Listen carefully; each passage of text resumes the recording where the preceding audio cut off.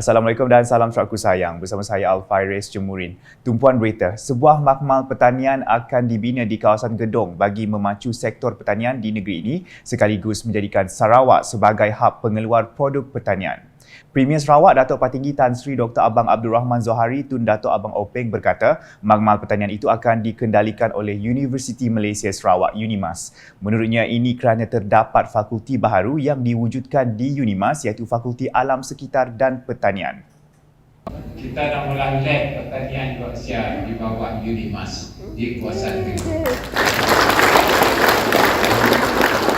Kerana setidaknya dah ada fakulti baru, iaitu fakulti alam sekitar dan juga fakulti pertanian di bawah UNIMAS, dan saya selaku pro-chancellor UNIMAS, jadi saya telah arahkan mengenai pola lah antara Gedong dengan Semboyan dan sebagai lab makmal untuk kita mengkaji dan menaik taraf teknologi pertanian kita di kawasan tersebut sebagai perintis kepada pembangunan pertanian berteknologi tinggi.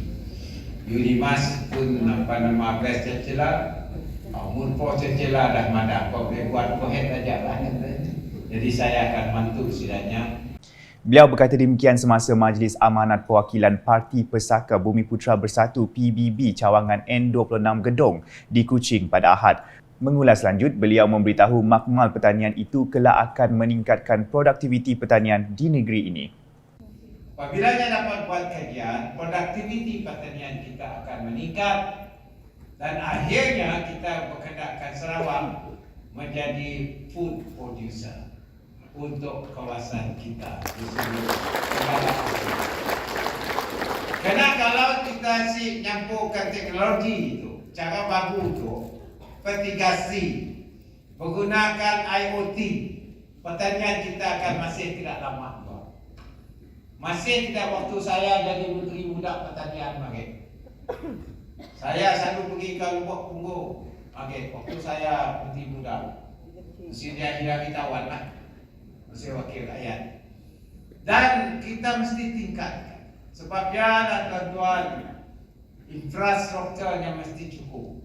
Seramai 400 orang ahli jawatan kuasa perwakilan pergerakan bapa, wanita dan pemuda cawangan N26 Gedong telah menghadiri mesyuarat perwakilan PBB N26 Gedong bagi Penggal 2022-2025 yang diadakan pada 18 sehingga 20 Mac lepas. Dalam pada itu, Premier Sarawak memberitahu kemenangan besar gabungan Parti Sarawak GPS yang memenangi 76 daripada 82 kerusi yang dipertandingkan pada pilihan raya negeri Sarawak ke-12 yang lepas membuktikan keyakinan rakyat terhadap kepimpinan yang dipimpinnya. Turut hadir dalam mesyuarat perwakilan PBB N26 Gedong itu adalah Ahli Parlimen Batang Sadong yang juga Menteri Pelancongan, Seni dan Budaya Malaysia, Datuk Sri Nancy Shukri, dan Ahli Dewan Undangan Negeri Adun Simunjan, Auladris. Dalam pada itu, PBB cawangan N26 Gedong mencipta sejarah hari ini apabila semua ahli jawatan kuasa cawangan PBB serta pergerakan pemuda dan wanita cawangan menang tanpa bertanding dalam mesyuarat perwakilan yang bermula pada 18 sehingga 20 Mac ini.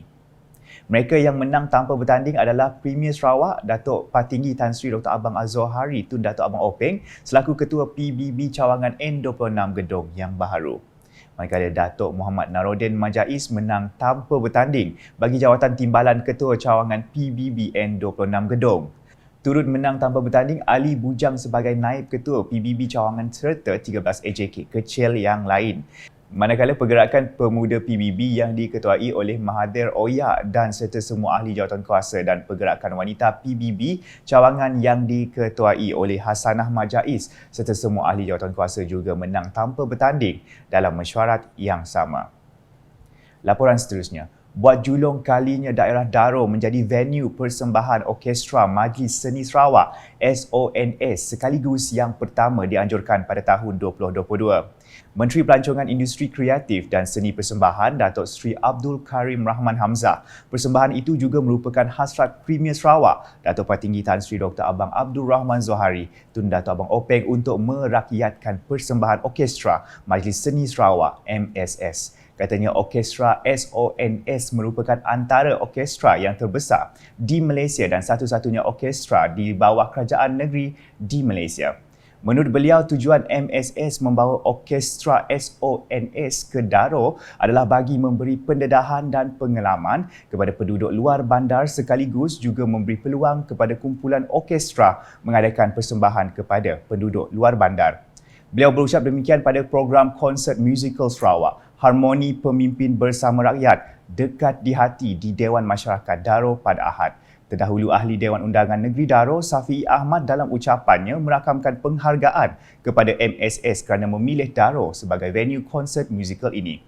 Ujarnya program ngelakar seni yang diadakan pada Sabtu juga amat signifikan kepada masyarakat khususnya anak seni di Daro dan sekitarnya. Berita seterusnya, Setiausaha Kerajaan Negeri Sarawak Datuk Amar Jaul Samion menghadiri dialog pembangunan pertanian di Rumah Rami Jaritan, Sebemban Selanjan pada Ahad. Dalam program tersebut, beliau turut memberi penerangan tentang polisi kerajaan negeri untuk memajukan sektor pertanian secara moden dan menjadikan Sarawak sebagai pengeksport barang makanan berasaskan pertanian pada tahun 2030. Menurut beliau, Jabatan Pertanian Sarawak telah memulakan pakej konsep secara berkelompok kepada penduduk yang mempunyai keluasan tanah melebihi 10 ekar. Tambahnya, kerajaan negeri juga menyediakan dana fasilitasi pertanian AFF kepada para peserta pertanian yang layak untuk membantu meningkatkan produktiviti dan pendapatan mereka. Sementara itu, beliau memaklumkan Kementerian Pemodenan Pertanian dan Pembangunan Wilayah Sarawak dan Jabatan Pertanian Sarawak sudah mengenal pasti tapak untuk mendirikan food terminal di negeri ini. Hadir sama Ahli Dewan Undangan Negeri Adun Bukit Bergunan Datuk Mong Dagang Setiausaha Tetap Kementerian Pemodenan Pertanian dan Pembangunan Wilayah Sarawak Datuk Edwin Abid, Timbalan Residen Bahagian Seri Aman Elvis Didit dan Pemangku Pengarah Pertanian Sarawak Edwin Chunggat. Ke perkembangan selanjutnya, rakyat Malaysia khususnya di Sarawak kini boleh mengukir senyuman susulan dengan pengumuman Kerajaan Persekutuan meluluskan pelaksanaan kadar gaji minimum RM1,500 sebulan di seluruh negara mulai 1 Mei ini. Tinjauan Unit Komunikasi Awam Sarawak UKAS pada Ahad di sekitar Bandaraya Kuching mendapati rata-rata rakyat meluahkan rasa kesyukuran kerana akan menikmati penetapan kadar gaji minimum yang baru sekaligus dapat meringankan bebanan. Namun begitu, mereka juga berharap dengan kenaikan kadar gaji minimum ini tidak akan memberi kesan kepada kenaikan harga barangan.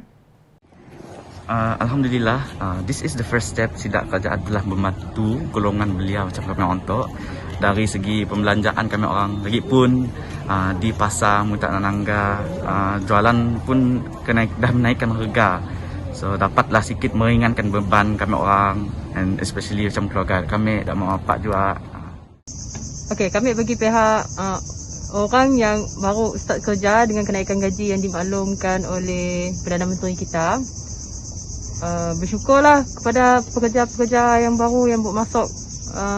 Tapi kami harap dengan kenaikan gaji 1,500 ya, kami harap harga barang janganlah dinaikkan juga. Pendapat kami kenaikan gaji minimum kepada 1,500 sebulan tu, walaupun si banyak memberi beza, si banyak memberi perubahan, tapi ada membantu sedikit lah. Si banyak sedikit pun jadilah jarak harga barang jangan naik juga. Kenaikan harga barang pun kini tu si memberi banyak beza juga, menggaji naik 1,500. So terima kasih juga lah sebab ada gaji minimum tu pada kerajaan kerana meluluskan benda tu. Alhamdulillah lah. Balik ke laporan harian COVID-19 dengan sebanyak 852 kes positif COVID-19 dilaporkan di Sarawak pada Ahad. Ini menjadikan jumlah kumulatif kes positif meningkat kepada 287,847 kes. Jawatankuasa Pengurusan Bencana Negeri Sarawak JPBNS dalam kenyataan media menjelaskan sebanyak 532 kes adalah dalam kategori klinikal 2, 312 kes dalam kategori klinikal 1, 2 kes dalam kategori klinikal 3 dan masing-masing 3 kes dalam kategori klinikal 4 dan 5. Kes-kes positif telah dikesan di 33 daerah di negeri ini iaitu seperti yang tertera.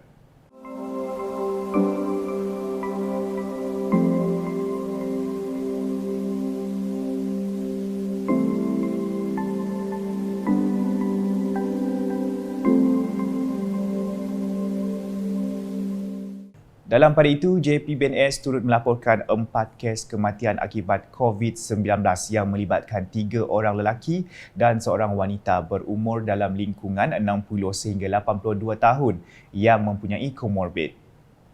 Sekian edisi Tengah Hari bersama saya Alfairez Jemurin. Berita lebih lanjut boleh didapati di semua platform media sosial UKAS termasuk portal ukas.sarawak.gov.my dan UKAS Channel di YouTube.